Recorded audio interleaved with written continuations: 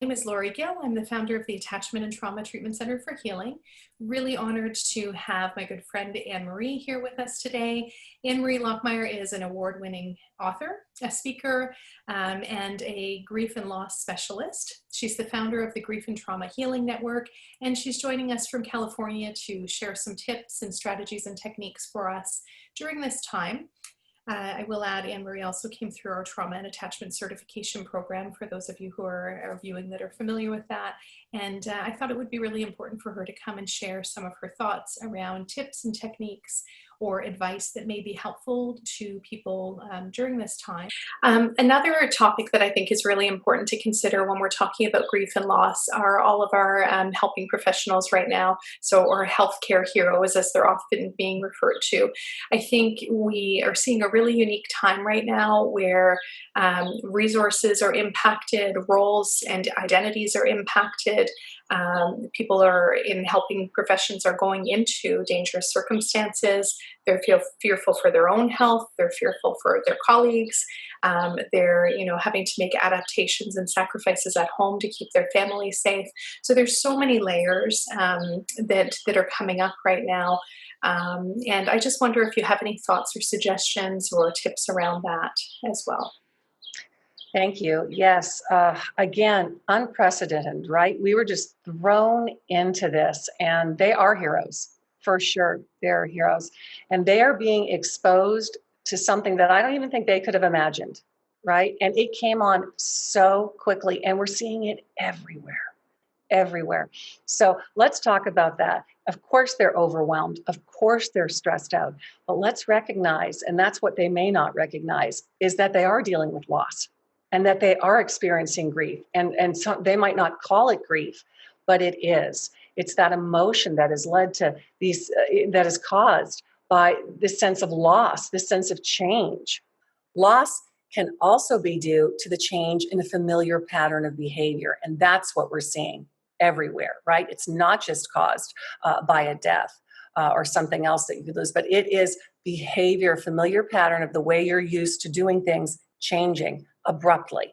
And that's happening all around us. And that's also one of the reasons that people around us are harder to deal with sometimes. So you may even be dealing with people that are on edge, right? They're cranky. They don't know. This is so overwhelming. There's a lack of control. We're having changes that are forced on us. So first of all, they're in a very delicate situation. So they're just doing the best they can. And thank you, thank you, thank you. All right. But how do we keep you as healthy as possible in the midst of this, as emotionally and mentally healthy as possible? Well, first of all, understanding that this is overwhelming. This is overwhelming, and you are going to suffer some loss. Things are not going to go necessarily the way you hoped that they would go. And you're dealing with even maybe your loss of identity as you're changing your roles. I don't know what's going on at home, but you can have the losses there with all of a sudden things that you thought were going to happen at home are no longer happening at home with your family. You could be having problems financially depending on what your situation is. All these things are happening at the same time. And then and you've got your children, if you have children who are dealing with their own losses because things in their lives are changing. If you're married or you have a partner, those things too. So you're having to deal with that. But then you have this job that is constantly pounding at you, and you are seeing people dying, suffering, families who want to be together that cannot be together. Okay, so even if it's a beautiful thing like a birth of a baby, you are watching that people are being separated, and that can be heartbreaking. So it's not just about death, right? Any of those things that tug on your heart, that make you feel bad, that's probably loss and grief, right? That you wish that things could be different. If you wish that something could be different, there's probably grief involved with that. I wish that didn't happen. So what I could suggest is, first of all, to allow yourself to feel it, not just to stuff it. Maybe you can't feel it at that moment because you have to act. But boy, when your shift is over, let it out. Find somebody to debrief with, whether it's someone at home, a coworker, where you can say, that broke my heart. Did you see that? That broke my heart that they couldn't be together, or that this person was dying and they couldn't get there in time. Whatever, it's overwhelming.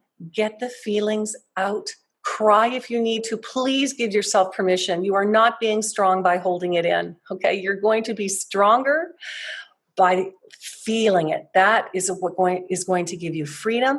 So just name the emotions, experience them in your body, and then let them go. Lori, you're so good at explaining that, right? Feel the feelings, let them go through you, and then go on to the next one. There is freedom in that. You are mourning, okay? And we can be mourning a way of life. We can be mourning what we see happening before us. I'm giving you permission to mourn, to grieve. Whatever that is where you feel that there's loss, whatever you regret, if you're feeling regrets, and a lot of them may be feeling that, I wish I'd done this differently. If I had done this, maybe I would have saved them. I tried to do this to save them and it didn't work. So there's regret and there's guilt. And first, let's understand, guilt is deliberately harming someone.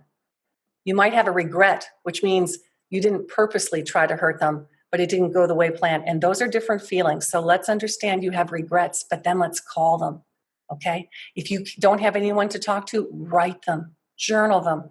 This is what I regret about today. This is what I wish I had done differently.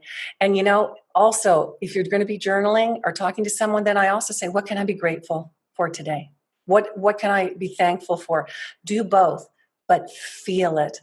Be gracious to yourself. You're not playing with a full deck right now, right? You're just trying to get by. And tell your family members too that you might need a little extra care. Take care of yourself. That self-compassion, that self-care is so important. But understand these are not normal times. These experiences aren't normal, and you are not superhuman. So it's okay to feel. It's okay to be sad.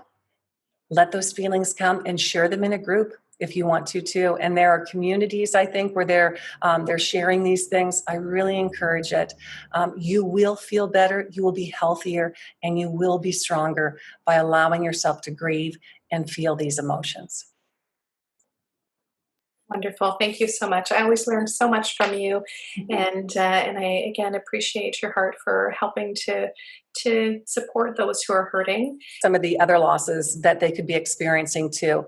Maybe they're distancing from their family because they don't want to make them sick. So they're sleeping in the garage, or they're not able to connect. And there's probably so many other things that I don't know that are going on. But so on top of that, you don't have the support system, you're cut off. That's a loss. It's okay to feel it and to say, I wish it wasn't this way. It makes me sad. And let's name the feelings. It makes me sad. It makes me disconnected. Talk about the feelings that are there.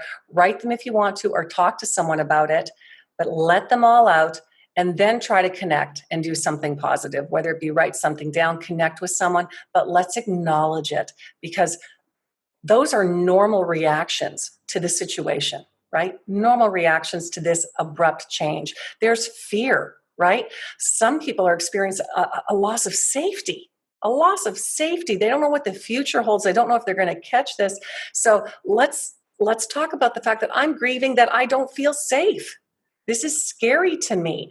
Let's not talk ourselves out of it. Let's say, I don't feel safe. This is scary. This is unknown. And let's let the feelings go. And then we keep going, but let's not stuff them. Let's let them out. That's what I'm really trying to encourage them to do, and to talk about them or write them if they can't do that. Then some of the stress that they may be dealing with is having to deal with people who are losing loved ones, right? They may be the person that has to tell them, I'm sorry, your precious loved one has died, or you can't be with them right now. When they're having this surgery or this thing, maybe they're not going to die, but you can't be with them. Your child has to have this operation, but you can't be there, and you're going to see people that are disturbed and experiencing loss themselves. And you're going to feel helpless, and you're going to feel bad because you're going to want to fix it or comfort them. So can I just tell you this? There's nothing you can do to fix this. There's nothing. It is a terrible situation. It hurts them, and you can't fix it. There are some things we can do to make it worse by saying the wrong thing, saying something that might hurt somebody because we're trying to make them feel better. So I would just encourage you to give yourself the freedom to know that you cannot fix this. They are sad, and I'm so sorry they're sad, but you don't have the ability to fix it. So all you can do is take space, caring space for them, and say, I am so sorry. I have no words to say to you. That's for one of the, I tell people, when you can't say anything, just be, I have no words to say. My heart breaks for you. I'm so sorry. What else is there to say? And then just be there. That's it. There's not one good thing that you could say that's going to make them feel better. And recognize it's not your job to fix it because you can't fix it. So just knowing that can take pressure off. And I tell myself sometimes, I got a great piece of advice that's helped me a lot. I don't know if this would help anybody, but it's helped me tremendously because I'm dealing with so much grief and trauma often with the people I'm dealing with, is that I have to watch these people like it's a movie where I see what's going on around me, but I'm not in the movie. I used to put myself in the movie all the time where I would feel everything that they would feel. And that's really helped me to say, you know what, I'm watching what's happening, but I'm not putting all of myself in there because I lose myself and I can't help. But if I can go here and watch it and be aware, but ease back a little bit, that can be tremendously empowering and just keeping you healthier overall, not nearly as drained. It doesn't mean you don't care. It just means you don't take on everything. So be gracious to yourself. These people are my heroes. They're incredible. And you know, you're going to need a lot of care after this too, probably some much needed vacations. So I want to encourage any of you, if right now you're just trying to get through it, when this is all over, there's a good chance that you're going to need some special care to debrief these things and to deal with some things and to get some healing. And that would be normal. It would be okay. And it would be good. Beautiful. Thank you again so much. And again, so eloquent and such wisdom. We should be feeling what we're feeling, right? And I think, again, we want to fix things because we care for people. We hate to see people hurting, especially people that are close to us. But the feelings, the reactions that people are having, especially around grief and loss, are perfectly natural human responses. And as you say, the only way through it is going through and feeling those feelings. I love, and I've heard you say this more than once, we grieve deeply because we love deeply. And when we're seeing these challenging situations and circumstances, I think it's just giving ourselves permission to, like you said, notice what's there without stepping into it and holding it. From a therapeutic perspective, I often use the reframing of it's not mine, right? So I can care for someone. I can, see the pain, the suffering, the hurt. My heart absolutely goes out to them, absolutely. But I need to also help my brain and body receive that this is not mine. So I can wish them well. We can put prayers or intentions out there for people, but we also need to be mindful of not holding the pain and the energy of everybody else, when we're helpers, and carrying that with us, because that does wear us down. So really great practical tips, and I personally would like to thank all of the healthcare heroes out there and all of the helpers, and all of the other people in roles that are helping us to meet our day-to-day needs. The checkers at the supermarket. I know, so grateful. So yeah, so thank you again for being here today. Thanks for sharing your insights and in your heart. And I wish you a gentle rest of your day. Thanks, Lori.